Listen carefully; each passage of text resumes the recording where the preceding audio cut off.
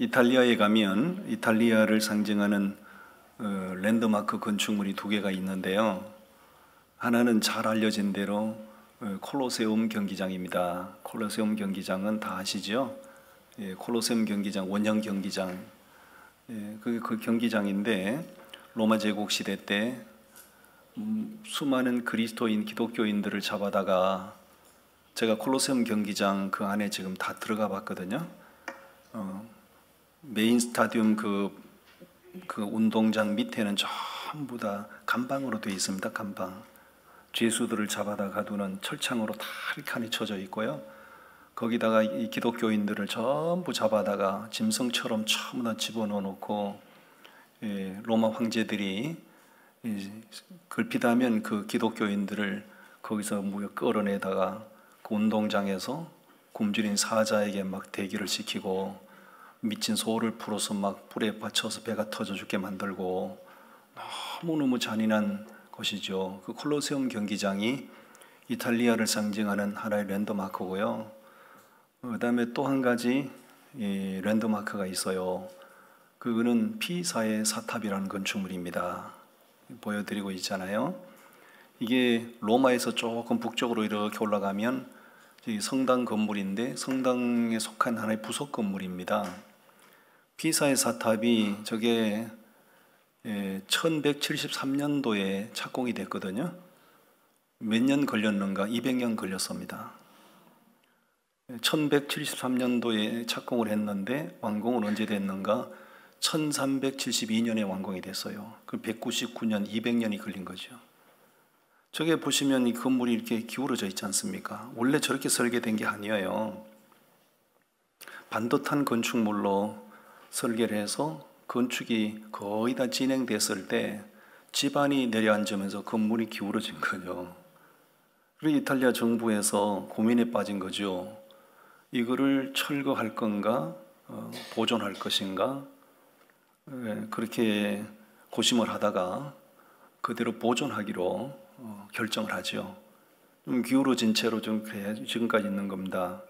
지금까지 몇 년 동안 저렇게 있는 거예요? 650년 동안 저러고 있는 거예요.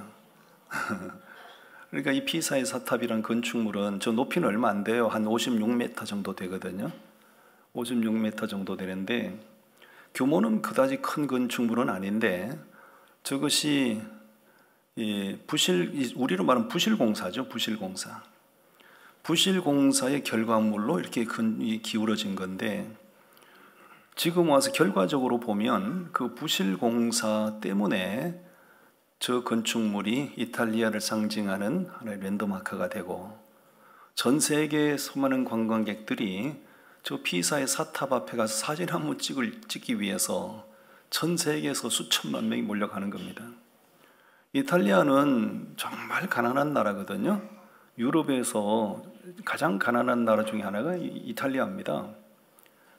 그렇지만 두 건축물 랜드마크 콜로세움 경기장하고 저 피사의 사탑이 이탈리아를 먹여 살린다고 보시면 됩니다. 엄청난 거죠. 건축을 우리 교회도 건축하시는 분들이 계시잖아요. 건축을 하시는 분들의 그 기본이 뭡니까? 기본이 집안공사. 집안이 먼저 집안을 다지고 그 집안이 충분히 다져졌을 때 그 위에 설계도대로 건축공사를 하는 거잖아요. 근데 집안이 충분히 다져지지 않은 상태에서 급한 김에 막 건축을 세우면 어떻게 되겠어요?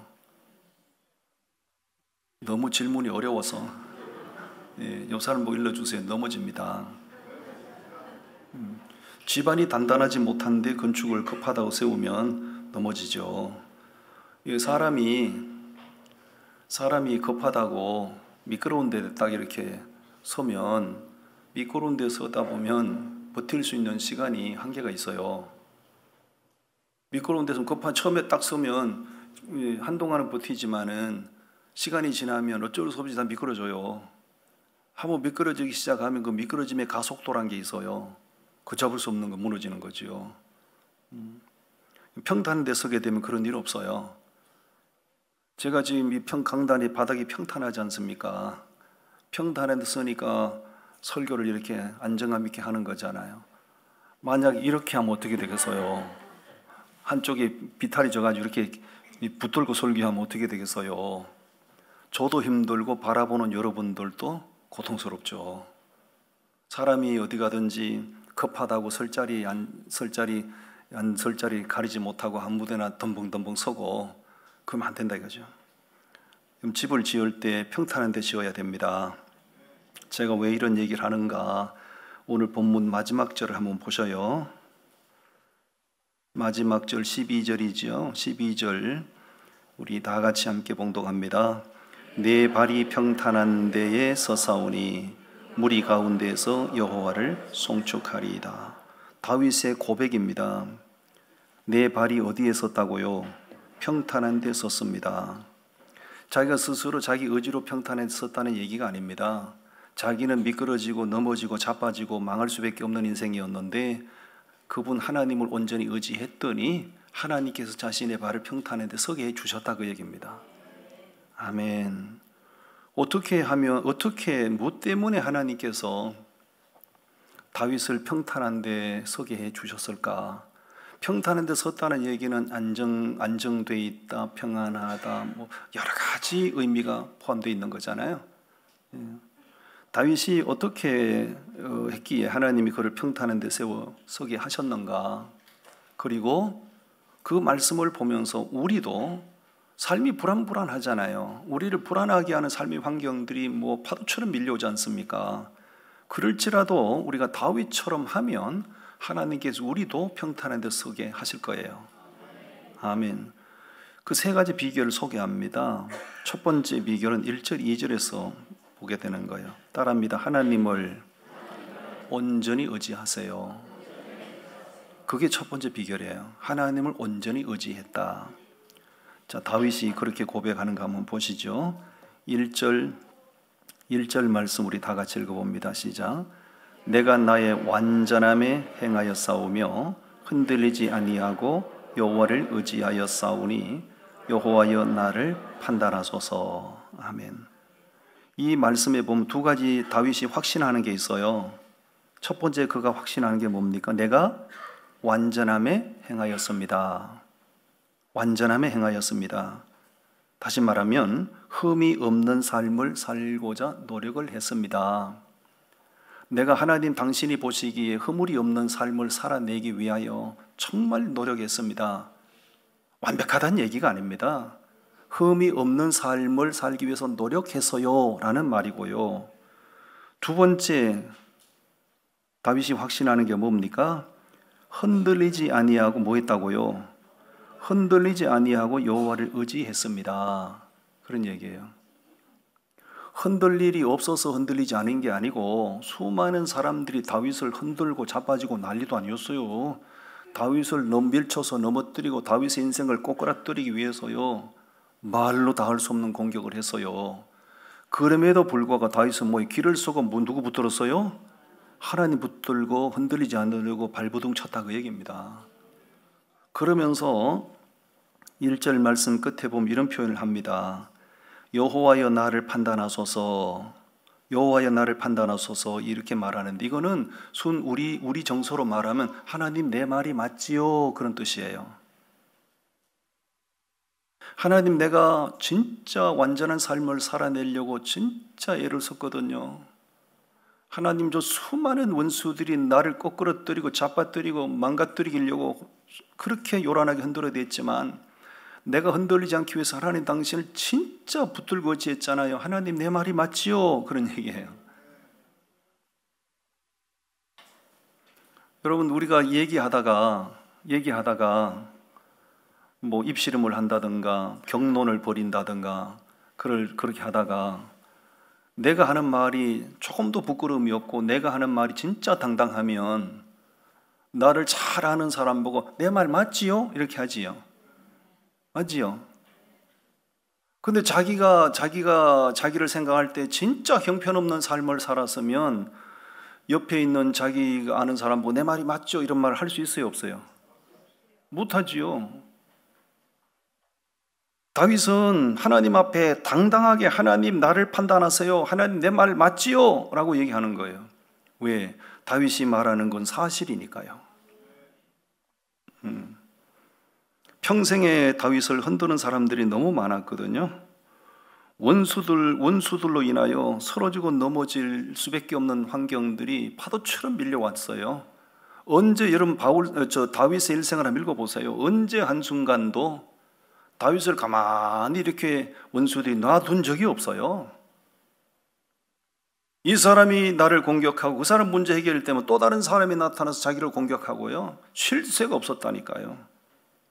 그러나 다윗은 흔들리지 않기 위해서 그만큼 누구를 붙잡아요? 하나님을 붙잡고 늘어지는 겁니다. 할렐루야. 그 두 가지를 자신 있게 말하고 하나님 내 말 맞지요? 라고 얘기하는 거예요.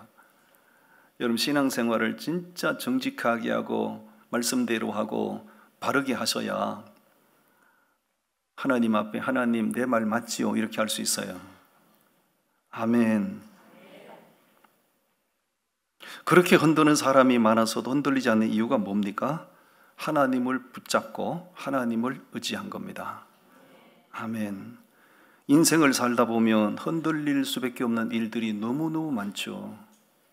갑자기 전혀 예상치도 못한 일들이 막 가정에 막 풍랑처럼 태풍처럼 막 밀어닥칠 때 정신이 없죠. 정신이 없어요. 그 태풍처럼 막 문제가 폭풍처럼 막 문제가 들이닥칠 때 사람들이 완전히 이게 멘탈이 무너진다고 그러잖아요. 멘탈이 무너져가지고요 하나님이고 나발이고 다 필요 없고 뭐 그렇게 되는 거죠. 많습니다 그런 사람들. 다윗은 신앙생활 가운데 수많은 원수들이 자기를 공격하고 자기보다 약한 사람들이 자기를 공격한 게 아니었어요. 자기보다 강한 자들이 다윗을 붙들고 공격을 했다고요. 그걸 버텨내고 그걸 이겨내려니까 얼마나 힘들어요. 얼마나 힘들어요. 숨이 턱턱 막힌 거죠. 끝이 예견된 그 고난이라면 견딜 수도 있겠는데 다윗의 고난은 끝이 보이지 않았어요. 그래도 흔들리지 않기 위해서 기를 쏘고 악을 쏘고 하나님을 붙들고 늘어진 겁니다. 할렐루야. 아멘. 흔들리거나 넘어지지 않기 위해서 우리가 해야 될 일이 뭐 있습니까? 흔들리지 않기 위해서, 넘어지지 않기 위해서 우리가 할 수 있는 일이 뭡니까? 하나님을 믿는 사람들이 우리가 뭐 세상에 무슨 뭐 내 인생을 견고하게 받쳐주는 백그라운드 없잖아요. 우리가 어려운 일을 당할 때 흔들리지 않는 비결은 하나님 붙들고 늘어지는 겁니다. 하나님 내 인생이 지금 위기를 만났어요. 하나님 우리 가정에 지금 풍랑이 닥쳤어요. 하나님 내 인생 가운데 절대 위기를 만났어요. 여기서 내가 넘어지면 안 돼요. 하나님 여기서 내가 물러나면 죽어요. 이런 심정으로 다윗처럼 하나님 붙들고 늘어져야 됩니다. 저는 농촌에 태어나서 온갖 농사 다 해봤어요. 진짜 믿어달라고요. 저는 모내기도 해봤고요. 지게로 거름도 쳐내려 봤고요. 소 쟁기도 끌어봤고요. 여러분의 표정이 뭐 저 양반이 헛소리 안 그렇습니다. 다 해봤어요. 여러분 고추 농사도 지어봤어요. 고추 농사. 고추를 모종을 해서 모종을 이렇게 딱딱 이제 파종을 해놓으면요. 고추가 어느 정도 자랄 때까지는 괜찮아요. 고추가 이제 어느 정도 그 이상 자라면요. 반드시 해줘야 될 일이 있어요. 뭘 해줘야 돼요? 지주를 박아가지고 딱 묶어줘야 돼요. 내 말이 맞지요? 고령기 집사님 맞지요? 저분이 고추 농사를 짓고 있단 말입니다. 그걸 안 해주면, 그거를 지주를 바쳐가 안 묶어주면 고추가 어떻게 됩니까? 지 멋대로 이쪽으로 쓰러지면 쓰러지고 이쪽으로 쓰러지면 쓰러지고 난리도 아니에요. 고추 농사 망하는 거예요. 그러면. 근데 지주를 딱 박아가지고 끈으로 딱 묶어 놓으면요. 그 고추가요. 똑바로 서 있습니다. 아멘. 제가 고추 농사 하러 가면 일당 얼마 줍니까? 한 7만 원 줍니까? 할렐루야. 예. 여러분 원리죠. 우리가 버티고 넘어지지 않는, 흔들리지 않는 삶의 원리를 배우는 거죠. 내 인생을 그렇게 넘어지지 않도록 붙잡아 줄 만한, 지탱해 줄 만한 것들이 많지 않아요. 사실은 뭐 돈이 어느 정도, 뭐 통장이 어느 정도 돈 그거요. 너무 믿지 마세요. 하나님이 주인을 바꾸시면 하루아침에 주인 바뀝니다. 진짜입니다, 여러분. 영원히 변치 않고 언제나 임마누엘로 우리와 함께 하시는, 여기까지 도와주신 에베네셀의 하나님, 앞으로도 도와주실 줄로 믿고 그 하나님 붙들고 길을 쓰고 붙들고 늘어져야 돼요. 아멘. 하나님 붙들고 늘어지는 사람 절대로 넘어지지 않아요. 다윗이 평탄한데 설 수 있었던 삶의 비결이 그거다. 하나님을 온전히 의지하라. 아멘. 두 번째 비결이 3절에서 5절까지 말씀이에요. 따라합니다. 사람을 구별하여 교제하세요. 사람 선별할 줄 아셔야 됩니다. 멀리 할 사람 멀리 해야 되고요, 가까이 할 사람 가까이 해야 되고요. 우리가 인생을 살아가는 건 사람 관계예요. 첫째는 하나님과의 관계지만 인생이라고 하는 건 하나님과만 관계하고 못 살아요. 사람 관계하고 살아가는 거예요. 그런데 멀리 할 사람인데 멀리 하지 못하고 계속 가까이 하다 보면 그 사람 때문에 내 인생 망치는 거예요. 자, 3절부터 말씀 보셔요. 3절부터 봉독합니다. 시작. 주의 인자하심이 내 목전에 있나이다. 내가 주의 진리 중에 행하여 허망한 사람과 같이 앉지 아니하였사오니 간사한 자와 동행하지도 아니하리이다. 내가 행악자의 집회를 미워하오니 악한 자와 같이 앉지 아니하리이다. 아멘. 여러분, 성경은 분명히 말씀합니다. 복 있는 사람이 어떤 사람인가에 대하여 시편 1편에서 정확하게 말씀합니다. 복 있는 사람은 어떤 사람이라고요? 악인의 꾀를 쫓지 않는 사람이고요, 죄인의 길에 서지 않는 사람이고요, 오만한 자들의 자리에 앉지 않는 사람이에요. 다시 오늘 본문대로 말하면 사람 선별하여 사귈 줄 아는 사람. 왜? 사람 때문에 영향을 받고 사람 때문에 망하거든요. 사람 때문에. 다윗은 하나님의 눈에 복 있는 사람이 되기 위해서요, 이걸 잘 했다는 거예요. 어떤 사람과 함께 동행하지 않았다는 겁니까? 다윗이 허망한 사람들과 간사한 사람들과 행악자들하고는 절대 동행을 안 했다는 거예요. 왜? 허망한 사람들, 간사한 사람들, 행악자들하고 같이 앉아서 먹고 마시고 함께 무슨 일을 하다 보면 무슨 좋은 영향을 받겠어요?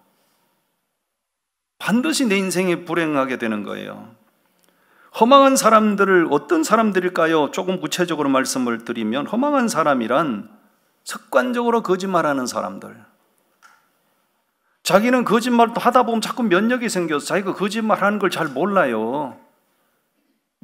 거짓말도 면역이 생기거든요. 그럼 자기가 거짓말하고 있는데 자기만 모르는 거예요, 거짓말하는 걸. 거짓말하는 사람들, 간사한 사람들, 윗선적인 사람들, 이런 사람들은 전부 다 우리가 가까이 하면 안 되는 허망한 사람들이에요. 사람을 가려서 상대하는 것이 쉬운 것 같지만 살다 보면 서로 이해관계가 맞물려서 나도 모르게 깜빡 분별력을 잃어버리고 함께해서는 안 될 사람하고 섞여 앉게 되고 무슨 일을 함께 벌이게 되고 이해관계 때문에 그렇게 되는 거예요. 쉬운 일 같은데 쉽지 않은 일이 사람 선별하는 거지요. 분명한 자기 주관과 소신이 있어야 되고요, 내가 고립이 될지라도 견딜 수 있는 각오가 있어야 돼요. 사람 선별하다 보면 내가 고립될 수 있잖아요. 사람을 선별해서 관계를 하다 보면 내가 외로움을 견딜 수 있는 각오가 돼 있어야 돼요. 아멘. 다윗은 그런 각오가 분명했다는 거죠. 어떻게 내가 이 사람하고 내가 함께 했을 때 내가 영적으로 손해볼 것이 뻔한데 어떻게 내가 이해관계 때문에 이 사람하고 함께 할 수 있겠는가? 그럴 수 없다는 거지요. 사람이 가장 많은 영향을 받는 통로는 자주 만나는 사람, 자주 만나서 이야기하고 자주 만나서 커피 마시는 사람, 자주 말을 많이 섞는 사람, 그런 사람을 통해서 제일 많은 영향을 받습니다. 맞아요, 안 맞아요? 예, 제 말이 맞다니까요. 여러분, 부부가요, 결혼할 때는 전혀 안 닮았는데요, 한 30년 넘게 40년 넘게 살다 보면요, 희한하게 미스무리하게 닮아버립니다. 예? 맞아요, 안 맞아요? 우리 교회 중직자들 한번 보세요. 30년 이상 살아오신 분들 보세요. 비스무리하게 닮아버렸다니까요. 왜 그래요? 왜 그렇게 닮냐고요? 살다 보면 같은 공간에서 같은 생활을 함께 공유하다 보니까요, 모든 행동도 말도 식생활뿐만 아니고 모든 것이 자기도 모르게 그렇게 닮아버리는 거예요. 사람은 사람을 통해서 제일 많은 영향을 받는 거예요. 우리가 모든 사람을 귀하게 여기고 사랑해야 되지만 믿음으로 구별은 할 줄 아셔야 됩니다. 이 사람이 내게 자기 속에 있는 거 다 내줄 것처럼 나를 막 죽여 세우고 나를 막 떠받들고 해서 잠깐 착각 속에 빠져가지고 그 사람하고 함께 섞이면 안 되는데 우쭐하는 생각 그 사람하고 섞인다. 반드시 그 사람에게 악영향을 받게 돼 있어요. 아멘.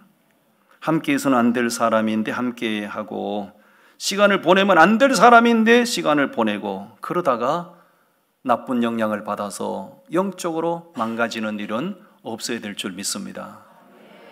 예, 커피를 마실 사람이 있으면 나한테 전화를 하세요. 010-9246-0685. 언제든지 차를 몰고 달려갈 테니까. 술 마실 때는 전화하지 마시고. 예. 사람 구별하여 교제해라. 사람 선별해서 가까이 해라. 지금이라도 내가 물질 몇 푼 손해를 보는 한이 있더라도 이 관계는 끊어야 되겠다 하면 끊으세요. 끊어야 돼요.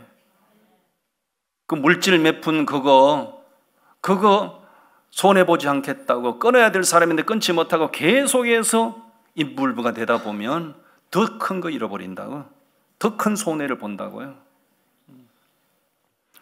다윗은 그걸 잘했다는 거지요.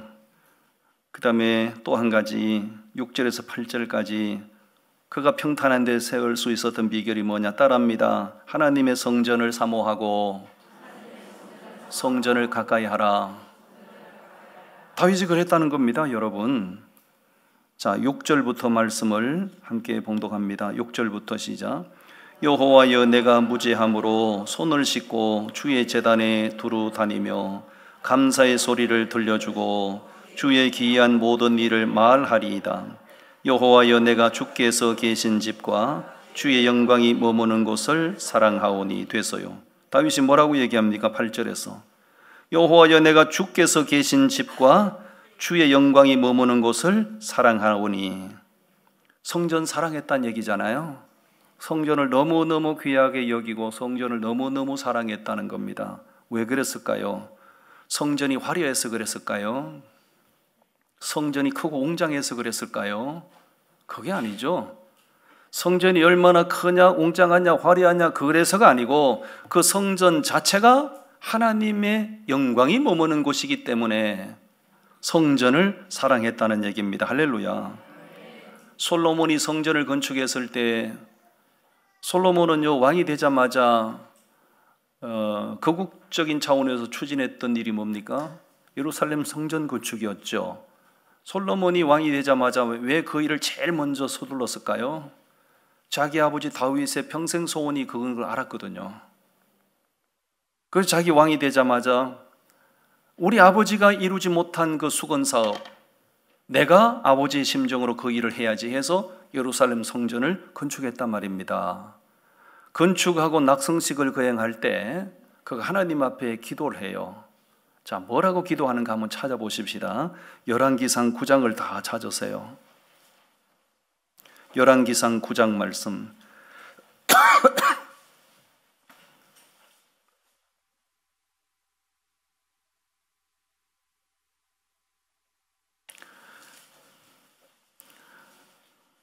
자, 1절부터 우리 말씀 읽어봅니다. 열왕기상 9장 1절부터 다 같이 봉독합니다. 시작. 솔로몬이 여호와의 성전과 왕궁 건축하기를 마치며 자기가 이루기를 원하던 모든 것을 마친 뒤, 성전 건축 마쳤다 그 얘기입니다. 2절 말씀 시작. 여호와께서 전에 기브온에게서 나타나신 같이 다시 솔로몬에게 나타나사. 자, 성전 건축을 마쳤을 때 누가 나타났어요? 여호와께서 나타나셔서.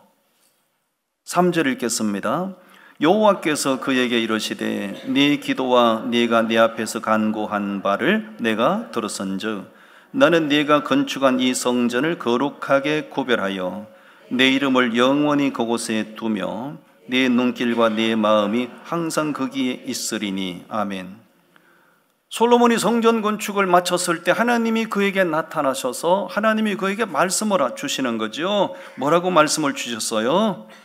내 이름이, 하나님 당신의 이름이 영원히 그곳에 둘 것이고 내 눈길과 내 마음이 항상 거기에 있겠다. 그게 어딥니까? 성전. 그 성전은 오늘 우리로 말하면 교회. 교회가 커서 우리가 마음이 거기 항상 사모해야 될 게 아니고, 교회가 뭐 웅장하고 화려해서 우리가 교회를 사모해야 될 게 아니고, 여호와의 이름이 있는 곳이 여호와의 영광이 머물기로 약속한 곳이기에 우리는 교회를 사모해야 되고, 교회의 귀한 줄 아셔야 되고, 교회를 가까이 해야 되는 거지요. 이 다윗은 그걸 잘 알았다는 거죠. 여러분, 그가 하나님께 바라는 한 가지 소원이 27장 4절에 다 기록되어 있는데요. 시편 27편 4절 말씀 보셔요. 4절 말씀 우리 함께 말씀 봉독합니다. 시작.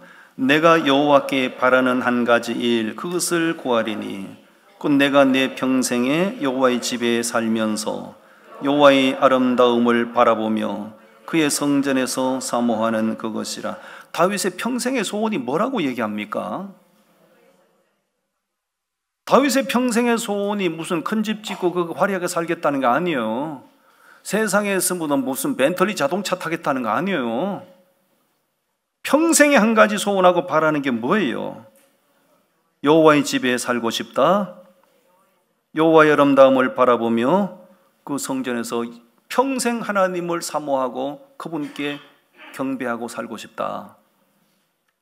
이것은 다윗이 그냥 하는 말이 아니고 자기 속에서 진심을 담아서 고백처럼 하는 말이에요. 여러분, 성전을 사랑하고 여호와의 집에서 살기를 원했던 다윗처럼 왜 그래요? 성전을 왜 그렇게 귀하게 여겼을까요? 여호와의 영광이 머무는 집이니까 그런 거예요. 아멘. 여러분, 교회에서 예배 드리는 게 편해요? 집에 침대에 자는 게 편해요? 우문현답을 해주셔서 감사해요.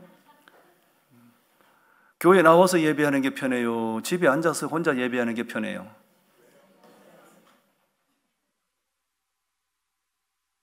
집에 앉아서 뭐 TV 채널 돌리면서 뭐 설교 잘하네 저 자식 꽤 하는데 어느 교회야? 채널 돌려가면서 설교 마음에 안 들면 채널 돌려버리고 뭐 혼자서 그렇게 셀프 예배를 하면 편하죠. 아니, 듣기 싫은 소리 하면 채널 돌려버리고 내 취향에 맞는 설교하면 자식 꽤 하는데 뭐 이러고. 교회에 나와서 듣기 싫은 설교 듣는 것보다 집에 앉아서 자기 셀프 예배하면 훨씬 편하죠. 나는 저 로비를 뜯어내고 싶어요. 요새 본당 앞에 로비를 철거하고 싶어요. 왜? 멀쩡한 사람들이 저기 가서 예배를 하는 건지 애하고 씨름을 하는 건지, 지가 애 엄마도 아니면서 멀쩡하게 예배하는 예배실 놔도 저 앞에 가서 애들 떠들고 있는데 거기 섞여가지고 앉아가지고 계속 설교를 듣는 건지 핸드폰을 보고 지가 무슨 국제 비즈니스를 합니까? 뭐 예배 시간에 설교 시간에 핸드폰 넘길 만큼 자기가 국제적인 사람이냐고요? 어떤 놈이 나라 팔아먹을까 봐 걱정이 돼서 그런가? 정말로 이해가 안 되는 사람들이요, 우리 교회 너무 많아요. 근데 얘기해보면 또 정신이 멀쩡합니다. 얘기해보면 자기 주장은 또 분명해요. 그런데 예배하는 자세가 틀려먹은 거죠. 예배하는 자세가. 그러니까 본당 앞에 로비를 괜히 만들었어. 사다리 타고 올라오게 만들어야 되는데. 진짜 지금도 저 중창에 올라가가지고 저 뒤에 모니터 앞에 자빠져가지고 혼자 예배하는 사람 있죠. 이해가 안 되죠. 예배를 왜 그렇게 해요? 예배는 그렇게 하는 게 아니에요. 예배하다 보면, 설교 듣다 보면 기분 나쁜 소리도 들을 때도 있고, 마음에 거부감이 일어나는 소리를 들을 때도 있고, 받아들일 건 받아들이고 거부할 건 걸러 내면 되고. 할렐루야. 바른 예배를 하셔야지요. 아버지 집을 사모하시고. 하나님의 은혜를 입은 사람은 하나님 사랑해야 됩니다. 하나님을 사랑하는 증거가 뭡니까? 하나님을 사랑하는 증거가 뭐냐고요? 바른 예배 행위를 통해서 하나님 사랑하는 증거가 드러나야 되는 거죠. 당신이 하나님을 사랑한다면서 예배하는 태도가 그래요. 당신이 하나님의 은혜를 입었다면서 예배하는 태도가 그래요. 그건 가짜죠. 내가 하나님의 사랑을 입은 사람이면 예배를 통해서 그것이 드러나야 되는 거예요. 아멘. 하나님을 믿으면서 교회와 거리를 두고, 적당한 거리를 두고 그렇게 예배 생활하는 것은, 그거는 하나님을 믿는 바른 태도가 아닌 거예요. 존 칼빈이 한 명언이 있습니다. 존 칼빈이 한 명언이 있어요. 하나님을 사랑하는 사람은 교회를 어머니같이 여겨라. 따르면 하나님을 아버지로 섬기는 사람은 교회를 어머니처럼 여기세요. 여러분, 아이가 원만한 인격자로 원만한 아이로 자라기 위해서는 아버지 역할, 어머니 역할이 꼭 필요한 거예요. 하나님께서 우리 은혜를 베푸셔서 구원해 주셨는데 우리가 원만한 신앙으로 자라기 위해서는 교회의 역할이 꼭 필요한 거예요. 제가 여쭤보겠습니다. 여러분, 어릴 때 지금도 어른 돼서도 마찬가지일 수 있어요. 아버지나 어머니가 여러분에게 늘 듣기 좋은 소리만 합니까? 때로는 아픈 소리도 하십니까? 정확하게 얘기해요. 듣기 싫은 소리만 합니까? 기분 좋은 소리만 합니까? 때로는 막 가슴 아픈 소리도 합니까?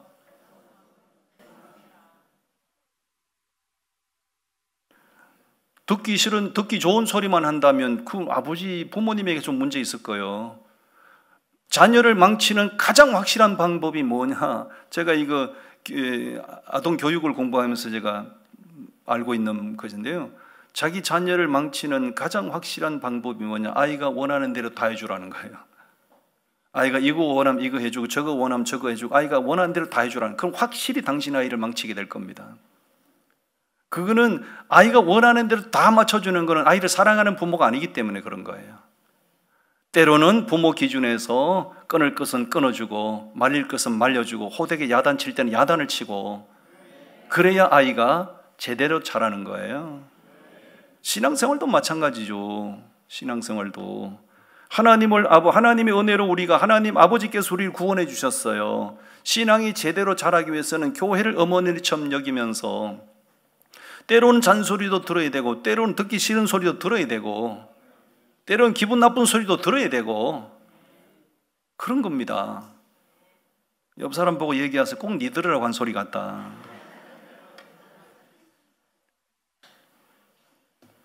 요즘 현대교회 가운데 나타나고 있는 심각한 현상이 뭐예요? 우리 한국교회 가운데 심각한 현상이 있습니다.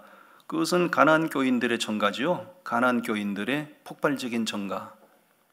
예수 믿는 것 자체는 포기를 하지 않는데 교회 가면 싫다 이거죠. 왜? 듣기 싫은 소리 들으니까. 나하고 이념에 맞지 않는 소리 들어야 되니까. 그러니까 자기 혼자 그냥 셀프 예배를 하는 거죠.